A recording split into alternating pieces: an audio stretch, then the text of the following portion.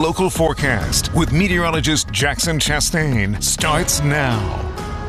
And it's still quite showery, still quite stormy across the mid-state. Now, a lot of that has fallen to our south and east. So I'm talking Lancaster County, York County, maybe even parts of Lebanon County this afternoon. But that's where a lot of this rain has fallen. We're still seeing some activity off to the west as well. But in general, we are starting to slowly but surely wind down for the evening. So the dry air, the nicer weather, that's all on the horizon. Until then, we still have a bit of a flood watch to get through. That includes Lancaster, York, and Adams counties. Thankfully, the flash flood watch has expired, I think, for all counties here. There are still a few flash flood warnings in the Philadelphia area.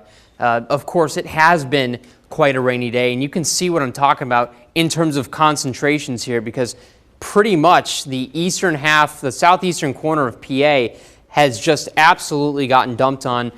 Several inches of rain in places, certainly, very locally high totals, and that is, of course, why we're seeing some of these warnings triggered. Now, getting through the rest of the night, you're going to see coverage slowly but surely decrease, and it's going to become more shower activity than it is storm activity, and that's just because we're not going to have that instability. The front itself will have cleared through. There's not going to be any lifting mechanism to get these storms going, and by Friday itself, late morning in the afternoon, we should be good to go with rain for at least quite a while. Several days is what it's looking like. Higher pressure will build in on the backside, but that's not going to stop us from having a nice stretch.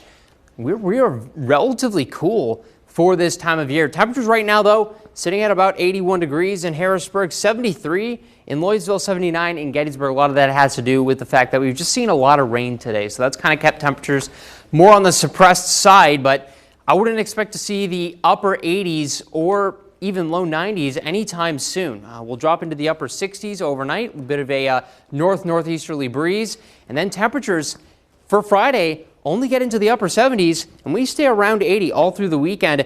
Starting to warm up just a little bit next week, but notice, no real rain chances.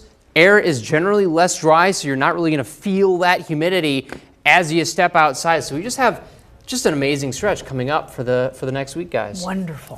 Thanks, Jackson.